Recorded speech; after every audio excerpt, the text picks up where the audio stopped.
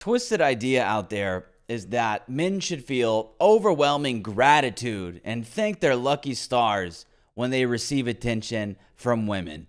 And this message is, of course, always delivered by a woman who clearly thinks way too highly of herself. I blame makeup.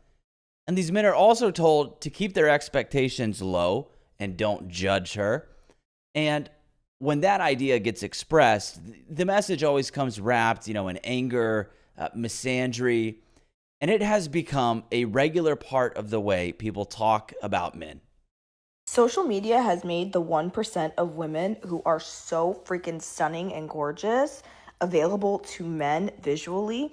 This has honestly rotted their freaking brain. They think that if you are not like social media hot in real life, which is so unattainable for most of us women, that you are just like no good. You're mid. You're nothing. They will just You bash you. are But mid. here's the thing.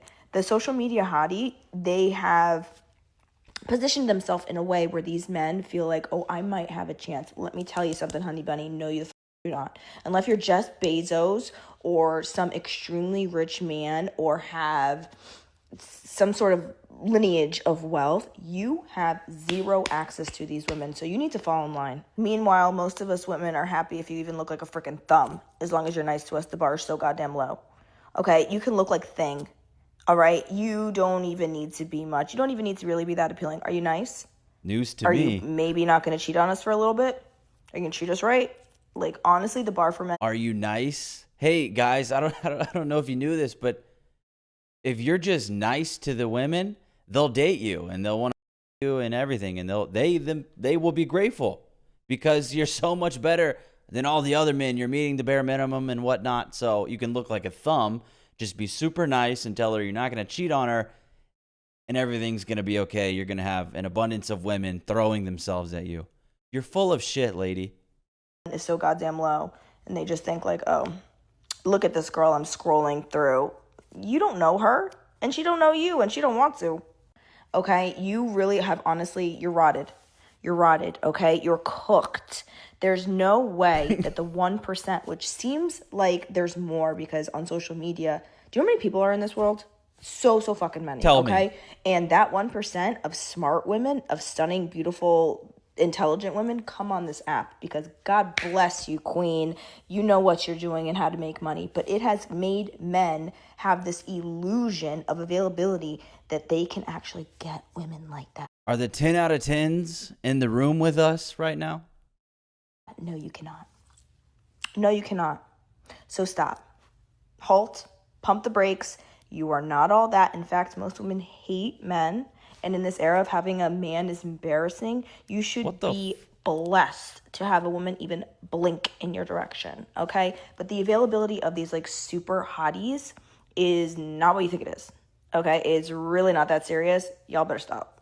So first things first, this thing she's describing, right, where one gender believes they can pursue the other gender and succeed, even when that other gender is above them in sexual market value, that is not a male behavior. I'm not going to say there are no men who do this. That would be ridiculous. But if we zoom out, and not much, we can see that what she's describing here is not a male issue. It is a female issue. As a matter of fact, when you go into the manosphere or male spaces, there's a heavy emphasis on male self-improvement, not entitlement, right? It's improve in order to get the woman you're pursuing. And this is even for average women. If you want a 10 out of 10, you better become the real deal. And men are aware of this. Whereas if you go into female spaces, there's none of that, right? It's mostly entitlement. Know your worth. Don't settle. You have a lot going for you. The last guy, who dumped you was intimidated. The right guy will come along. He's going to sweep you off your feet. It'll happen when you least expect it. What are some more? He wasn't good enough for you. You deserve better. These are all the things that are told to women, in terms of finding a mate. And for men, it's like, lose weight, make more money, get stronger, be more charismatic, looks max, become great at something, learn PUA, level up in life, right? Gain status. It's all about improvement. And I believe we actually need to collectively point at women and tell them, lower the ego. Stop thinking your appearance is your appearance with makeup. It's not. Stop comparing men's appearance versus your appearance when you're hiding half your real features with makeup. And I think what this woman is going through is, she's online and she's seeing guys speak up and say to women on the internet, no, you're not as hot as you think you are. You're actually mid. And she's seeing those same guys call other women prettier than her mid. And so in order for her to cope and not completely lose her sanity, she has to convince herself, well, this is only happening because men are rotted in their brains after being exposed to too many pretty women on social media. And that's what's making these men call these women mid. When the truth is, talking about her, yes, you are average. And that is generous. Again, she's got a bunch of makeup on. I would love to see her without it. But the bottom line is the sexual marketplace is not full of average men pursuing above average women and expecting that to work, but rather average women pursuing above average men and expecting that to work. Also, by the way, a super wealthy guy is infinitely more valuable than a hot social media woman. And her acting like you have to be Jeff Bezos level or have a lineage of wealth to get access to like hot social media women is laughable. A wealthy man is so much more valuable than a girl with a pretty face, and it's not even fucking close. And we should stop acting like it is. When I was married, my husband used to get annoyed at me because I would go on Instagram or like social media and see people on nice vacations. And I'd be like, ooh, like that looks like a good trip. Like we should take a vacation. And he was like, stop comparing our lives to people on Instagram. So mean. Anyway, I don't know where that man is anymore, but I'm here.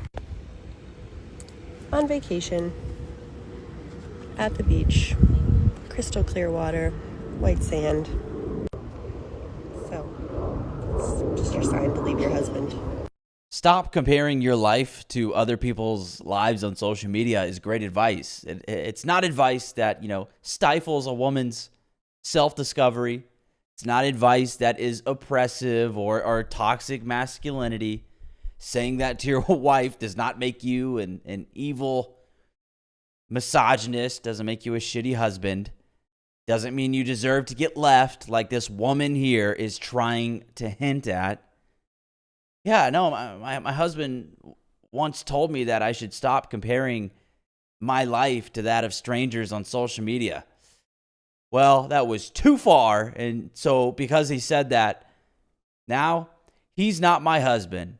And I'm here at the beach, That'll show him. And by the way, if your husband sounds like that, then he deserves to be left too. It's funny on the topic of social media comparison and whatnot. Well, I bet she was following some woman on Instagram who posts highlight reels, perfect vacations, probably even had a husband with her. And that made it so much more frustrating for this woman because her husband, he doesn't want to. Her husband tells her she should stop comparing her life to theirs. Husband is probably, the woman's husband probably on her social media, smiling ear to ear because he knows the camera is on, right? And this woman looks at that and thinks, wow, her husband is so supportive, so enthusiastic about traveling. Oh, but my husband, he doesn't He doesn't support it. He doesn't jump up and down at the idea of boarding a plane, That must mean he's not as good as that guy. That must mean I deserve better. Oh, I'm missing out. Maybe I should leave him. And that's the process. I've never believed all women. No. And DoorDash girl just solidifies it even more. I am the mother of a young boy, and women like the DoorDash girl terrify me.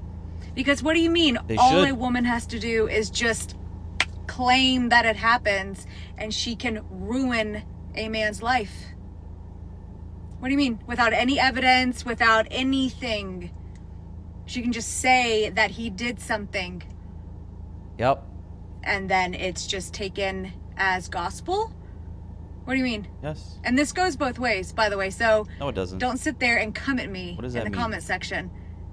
But the fact that this woman had everybody in the beginning convinced that this man had SA'd her just because she said so. Wild. I was totally with her until she said this goes both ways. Obviously, that was an attempt to shield herself from the rabid feminists in her comments section. But the fact is, it doesn't actually go both ways simply because it doesn't happen. So by that fact alone, in practice, it doesn't go both ways because men don't do this. And also, if a guy did, it just wouldn't be treated the same way at all. Actually, if you look up man falsely accuses woman, you're actually going to get a ton of results of men being freed or being exonerated from the false accusations that were put on them by women. So it's like, no, it doesn't go both ways. That's a cop-out. I mean, look at how people react when adult female teachers are literally found guilty, right? And there's evidence that shows they are abusing their child students. It's just not treated the same way. Actually, them being found guilty is not treated as harshly as it is when a man is simply accused. So it doesn't go both ways. Yeah. But I mean, honestly, that DoorDash girl story kind of did a lot for our cause. There hasn't really been something that big in a long time where a woman got exposed for lying about this, sort of thing that is sexual in nature. So, I mean, the feminists took a massive step back with that girl. And you could tell by the way she spoke, she was absolutely a feminist. So it kind of just vindicated the things that I've been saying for a while.